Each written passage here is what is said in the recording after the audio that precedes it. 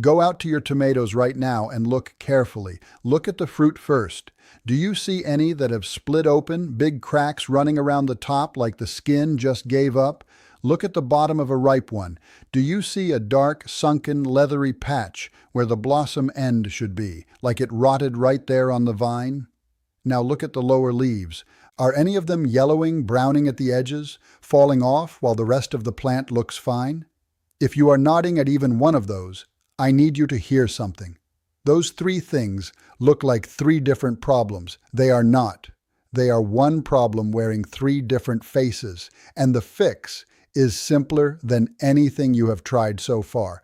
Now let me ask you something, and be straight with me. Do you water your tomatoes a little every day? Just a good splash to keep them going, keep the soil damp, keep them happy, because that right there, that daily kindness, is very likely where every one of those problems started.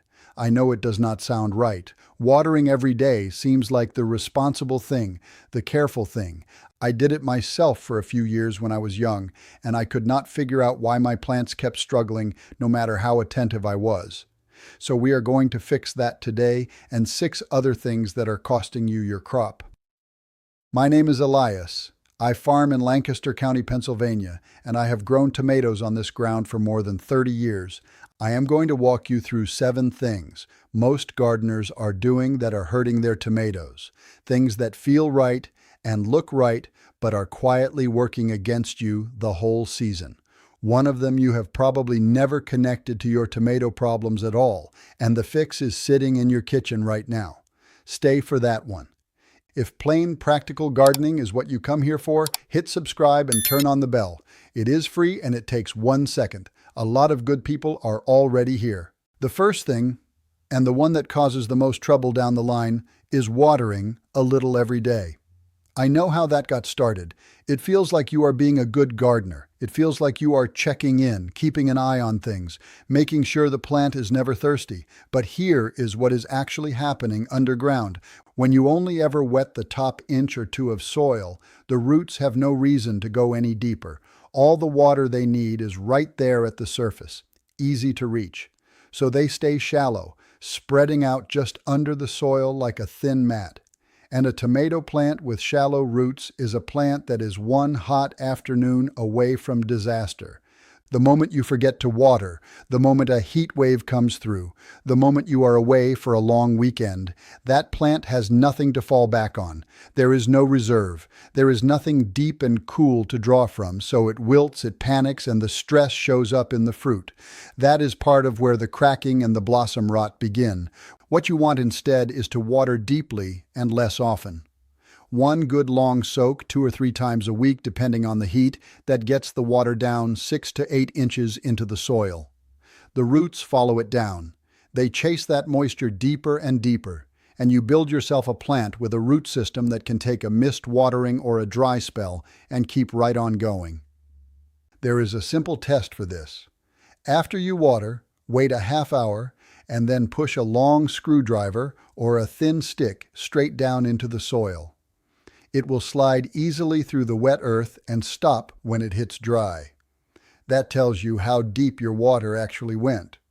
Most people do it the first time and are surprised to find the water only went 2 inches down.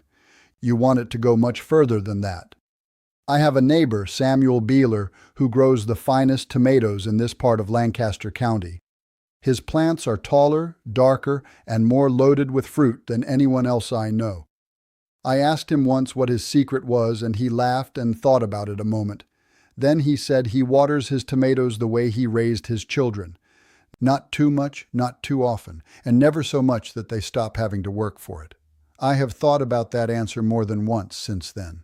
Now, this second thing follows directly from the first. Watering heavily once in a while, then forgetting for 4 or 5 days, then watering heavily again. That kind of drought and flood cycle is behind most of the heartbreak that happens in a tomato patch. The first problem it causes is blossom end rot. That ugly black sunken patch on the bottom of the fruit that looks like a disease but almost never is. Here is what is happening underneath all of it. Your tomato plant needs calcium to build that fruit properly, and calcium travels up through the plant in the water it drinks. When the soil dries out completely and then gets flooded, the plant cannot pull that calcium up evenly. It gets a big rush of it at once, then nothing, then a big rush again. The very bottom of the fruit, the last place the calcium reaches, ends up without enough. The flesh there starts to rot from the inside out, and you get that black, leathery bottom. You can spray the leaves with all sorts of things and it will not help, because the problem is not on the leaves. The problem is the uneven water down at the roots. The second problem from the same cause is cracking. A tomato that has been thirsty for several days suddenly gets a heavy rain or a big watering. It takes up that water so fast that the inside swells faster than the skin can stretch, and it splits, wide open, right across the top, sometimes in a starburst pattern. Every one of those cracks is a door for disease and insects. Both of these problems, the black bottom and the split skin, are solved by the same thing: steady, even moisture, not drought and flood. Not dry all week and drenched on Saturday. The same steady drink on the same regular schedule so the plant is never gasping and never drowning. I have to be honest with you here because I made this exact mistake myself for years. I would tend the garden well through the week, then give everything a heavy soaking on Saturday because the week had gotten away from me. Then I would wonder why my tomatoes kept rotting on the bottom. It took me longer than it should have to see the connection. Some weeks the garden gets attention and some weeks it does not. Life is like that. But even if you cannot do it perfectly, 3 deep waterings a week instead of 1 big one on the weekend makes a real difference in the fruit you put on the table. The third thing, and it connects directly to everything I just said about keeping moisture steady, is growing your tomatoes in bare soil with nothing on top of it. I see this in a lot of gardens. Just dirt, right up to the base of the plant, sitting out in the sun all day. Bare soil loses moisture fast. The sun hits it, the heat pulls the water out, and the ground that was damp after a good morning watering is dry again by afternoon. The plant ends up going from wet to dry and back again, day after day. Mulch stops that cycle cold. A good 3-inch layer of straw, shredded leaves, or dried grass clippings spread around the base of each plant does 3 things at once. It holds the moisture in the ground so the soil stays damp longer. It keeps the roots cooler on hot afternoons, which helps the plant drink better and stay fed through the worst of the summer heat. And it stops the soil splash. That last one matters more than most people realize. When water hits bare soil, even just a heavy rain, it splashes tiny droplets of dirt up onto the lower leaves. That dirt carries the seeds of disease. Every little splash delivers them right up onto the leaf where they can get started. A whole lot of the blight that takes out tomato plants every summer starts exactly this way, and a simple layer of straw stops it before it begins. If you only do one thing from this whole list, mulch your tomatoes. I have watched 2 plants sit side by side in the same bed, same water, same sun, same everything. The one with a good layer of straw around its feet looked better by the end of July than the one without. I could not fully account for all of it, except that the ground under it stayed cool and damp while the other went hard and pale between waterings. That difference shows up in the fruit. Here is something most people never connect to their tomato problems, and it goes hand in hand with what I told you about blossom end rot. Even if you fix your watering and make it perfectly steady, some ground just does not have enough calcium in it to start with, and a tomato plant uses a lot of it. Every bit of that fruit takes calcium to build, right? So there is a second way to help, and it costs you nothing, because the fix is already on your kitchen counter. Eggshells. My grandfather kept a bucket by the summer kitchen, and whenever anyone cracked an egg, the shell went in the bucket, all season long. When it got full, he rinsed them, spread them out to dry on the porch boards, and then crushed them up and worked them into the soil around the tomato plants. I asked him once why he kept the shells and not the rest of the kitchen scraps there. He thought about it a moment and said the shells are the part that knows how to wait. He did not know the science of it at the time, but that answer turned out to be exactly right. Those shells slowly crumble away in the soil and feed calcium into the ground a little at a time, right where the roots can find it. Slow and steady, exactly the kind of feeding that helps the plant build good fruit from bottom to top. There are two ways to use them.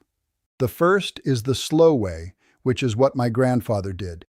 Dry the shells, crush them fine, and work them into the soil around the plant at the start of the season or when you first transplant.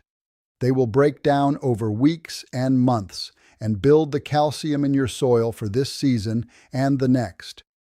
The second is a faster approach for a plant that is already showing rot.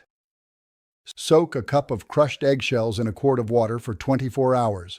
Then pour the water off through a cloth or a fine strainer to get the shell bits out and pour it around the base of the plant. The water picks up some of the calcium and delivers it to the roots faster than the shells alone. Neither of these is a magic cure. If your watering is still jumping from dry to flood, the calcium cannot get up to where it needs to go, no matter how much is in the ground. But together, steady water and a little extra calcium in the ground, you give the plant what it needs to ripen clean fruit all the way down to the bottom without any rot. Before we go any further, a quick one. Tell me in the comments what state you garden in, and which of these is giving you the most trouble right now in your tomato patch: the cracking, the black blossom end rot, or the lower leaves going yellow and dropping off. Write it down. I read every single one, and I will tell you what I would start with first for your ground and your conditions. The fifth thing is watering the plant instead of the soil, and watering in the evening instead of the morning. One is about where the water lands. The other is about when. But they end up at the same place: wet leaves that stay wet, and a wet leaf left overnight is exactly where fungal disease moves in. A tomato plant does not drink through its leaves. It drinks through its roots. Every drop of water that lands on the foliage is wasted as far as the plant is concerned. It does not just miss, it does damage. A wet leaf, especially a leaf that stays wet through the night, is a place where fungal disease gets started. Blight, leaf spot, all those diseases that turn your leaves brown and yellow and spotted and creep up the whole plant from the bottom, they start on leaves that stay cool and damp for hours. Evening watering hands the disease exactly what it needs and keeps it that way all night long. Water in the morning, water at the base of the plant, right onto the soil where the roots are. The morning gives the sun all day to dry off any splash that lands on the leaves before the cool of the night settles in. Keep the leaves as dry as you can from the moment you plant until the day you pull the vines. If you can set up a soaker hose along the ground, that single change will probably do more for the health of your foliage than anything else you do this season. It is one of the few things I would call a genuine improvement over the old way of standing there with a hose. A soaker hose runs along the ground and weeps water out slowly right at the root zone. The leaves never get touched. If you want to order one, I have what I use linked in the description rather than hunting through a hardware store for it. And there is one more reason the soaker hose earns its keep. Water splashing on bare soil carries disease up onto the lower leaves, the same way I described when we talked about mulch. A soaker hose never splashes. The water just seeps into the ground where it belongs. The sixth thing, and this one is maybe the easiest to fix, is watering on a schedule instead of reading the plant. Watering because it is Tuesday, rain or shine, hot or cool, no matter what the soil is actually doing. You can overwater a tomato just as surely as you can underwater it. Roots sitting in soggy, soaked soil cannot breathe.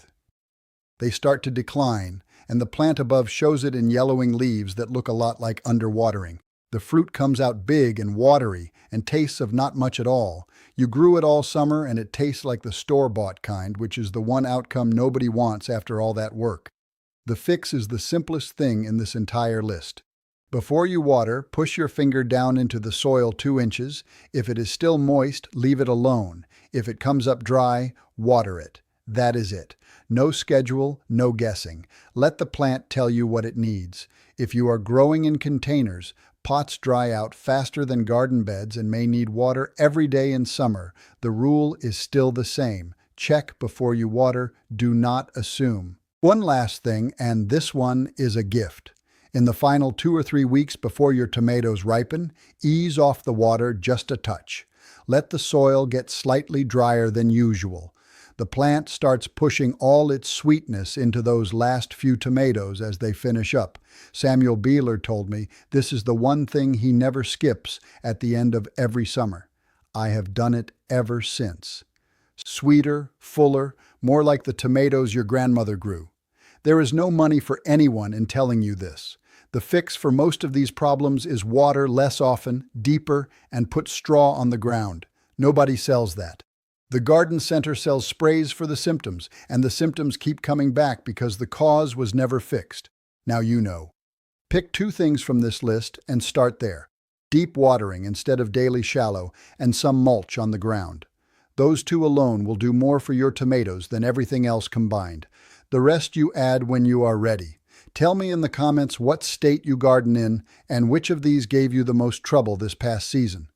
The cracking that ruined a beautiful tomato right before you picked it, the blossom rot that showed up on every other fruit, or the leaves that went yellow and spotted and you never knew what to blame. Write it down. I read every single one, and I will point you toward what I would do first for your region and your soil. If this helped you, hit the like button. It helps this channel reach more gardeners who are losing good tomatoes and do not know why. Share it with someone whose patch is struggling this summer. Next time out here, I want to show you how my grandfather fed his tomatoes all season long without buying a single bag of fertilizer, what he buried at the base of every transplant in May, and why those plants outproduced everything around them straight through to October. It is old, and it is free, and almost nobody does it anymore. Subscribe so you do not miss it. Stay patient, stay practical, and remember the people who built this country with their hands knew things we are only just starting to remember.